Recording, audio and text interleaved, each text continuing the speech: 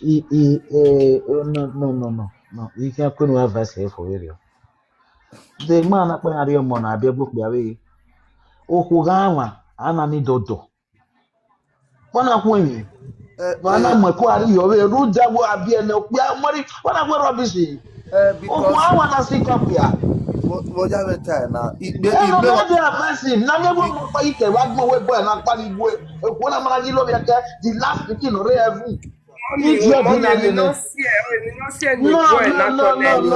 No, Today we for don't no see success. another time. Mommy, Ani for no Mutale. bien inside the Mommy, year. How to Mutale. do that Mommy, video. you No, understand the no. point, okay? Mommy, yeah, but What get government is we supporting are me. taking over back Davio, because a I am muta no about mommy, we the family okay by join. Davio, Oh, yeah, man, family yeah. okay. Il m'a talké about the Eh, Eh, family. try to explain. Family Not okay, say boy, in not that time, breaking video ni. road. Sometimes il me yes, okwo you pa must no ba worry. ama na igba 12 okwo ni ya ma no pro pa no di obo ya. The last one oya ama na line wa na buije from Africa. O On bera your piano, basi on your oi. piano, the character. Davio onye ọkpa imu di ajọ obiene na ya we ni no piagiro I'm okay, and I odewo worry now. Davio mommy odewo o ama obiene yari hun oya lobi eke Okpiana agudu egbe kini. Okpiana Ah, okpiana ma agudu okwu agudu egbe kini. eh ego piano. Okpia. No a mommy's pet, a family's pet. Eh, Anything ya la, riata. Ya we mi. oh yeah, Ekpokpiana with ni me. okwu eti ya bi ebo no mo gie. so those are the Here be things there. Ekpokpiana no wa mu family nyahu na family oteme no sebeke no je. only So baby o oh dede bana. Oh, there, brother. Odero Oko ni red awon kale flag bi, oko wa no no kale mekata bi. isin. Ebi abi a miscarriage, oko no kale lele. Emo kale tabana. Obo piano oje o piano le kun ya lórí eke A Oteme family no. Rita. Mommy, Oteme Erita mommy, dame ome mai wa hunwasin. Odere ma number 1. Egbugwe o kele kwani. Du mae. Wait, you want Egbugwo your man. kele. A man no possible. Owokwo. Okwo amola. And look Elopia. here. Okwo amola. So a red flag in our thing, whether you like it or not, a red flag, What they tell because no je. who kirawe gberawe again. They we okina we gberawe when ave una we when uzi egbe okpiana emi no sunu baze we oye we sunu bazo ho. The Kaka mama Boy, you Kaka be. Boy. Ma be tie. When emi no see ni mani ku ni manazi egbe ma zi egbe gbe emi no suppose na zi egbe yi. Azi egbe yo. Eje Ayo bejo. dede mateme O de no uwa at obi me all. ya be temata manwe. O de ro. Una oseme ya be temata manwe. Emi ya fe nutasi opi ana maki we mi we odero O de ro. ose ni egi na pakun we iyen gi pakun we noro eni awi eje noro eni awi Nigerienne. eje Nigerienne. Oh, mi amari no nije ro ni. meki atamu we na okwu oni Nigerienne. nore Nigeria ni iya support oni ko Iya support ihe on ise me. uwe emi ni iya ka ma we Iya ihe pale ya. ise uwe Iya pale so ya. utobo we remi Uga. o itesege ni wetobo we wan egbo because ege nu we aya bi ogwu enu mu nyagbe ope ano Imaji. enegbe no salo ope ano enegbe o salo bo ari eko no Ise. Ise, enegbe ope Ise. ano Ise. no eva loku no ewe okwu ga ha ma amudi ake okwu ga me problem ya amudi ake gbope ani o salo bo aya wese Ise. ope ana wa eko wa me love ne ko ari e ifu akere wa ari e ifu because egbopi ana whether Hey, you by brother Ture. mistake una Hey, ye by brother, na mistake mama, like we brother Guye, no say na reply o video. Je Ture ma se eti talkie gwa o ko pa pie, yo pa ko mo. E kiz e advice na. O ya se video. O me wo na gwa se brother. O ke no po pia na ke no ko na ni do pia. O e wo ama. E ba na na de petty. Ana we na ya bia ru da o ya bia the king. O mo pia no do zero fade yo Nigeria. You do bia no ria. Otani meno esi omoro pama ansa ime. Omoro pama ansa ime mommy. Otani meno na ya Otani kwene meno we ina ya kwene we we. mommy dege na ya Ina ije we da kuma gege. amweko para Ina we mari yo gege. Iya rie fun ore ina search fun adere mi da me wa. Omoro pama ansa ame. ja you remember this thing we baje ma gbegbe ma o ta ma ma ta efo the Okay. brother to really make you understand we are no carry me o si my dear brother he ma Dame can ha use your thing eke otani nu no eni. Otani nu no eni. Una wo mami wa no gun ayo sin. Wa dame yo mete agun ajo bege ni. So sister ni na we ona we gun aju we me na iwa ewe. Odo ha me. E phone ekpe de anagele ame trust in ekpe. E phone ekpe agwero. Umerati nuaya muoge. But otin we Umerati me ni right. ave ya Owo bari na we muoge. nya baby ku. They trust in Otin man. we nya baby ku. A We me skeleton. right nya ya. Ekelo pianato ya tuijo dameha. Damehana. You don't understand. Ekenosia eni ena tuijo nona ya taiso wa. Cause iya kwen yoto ne ya plan ene. So and etiani na be ga okwu ona ga okwu ya. Emi no tin agwe na ya be ya sigbo mani. Because a phony also have a bona we are married a pony or phone a phone are two pike or where two where to bu we no ne no hu ne bu we manakuya ni we amoha ama no boy kuya emuha do we mai at all so ni Eso ime emana deva eme password. Ori oh deva yeah ori password password. eba Eso ime eme we password. But ma ori gi ye red flag reba we ma bege we ma we mi sumuba Rita, ma ọtí òwú bẹ̀, mẹ́ta mẹ́rin náà wọ́n tún ẹ̀ wà láwàrà sí 2 o'clock, 3 o'clock. Mẹ́ńlá ké gbèrè ní àná, ọ̀kẹ́ ìnà rẹ̀, láwàrà 3 o'clock, ọmọ yẹ làwà náà, má bí o ẹ̀ náà. Iná wọn láwàrà you 3 o'clock, see má bí o ẹ̀. Ẹ dẹ́rì ọ̀mẹ̀sán àwẹ̀ láwẹ̀ wáyà wúri yàwó dọ́wẹ̀ wà lè zùọ́.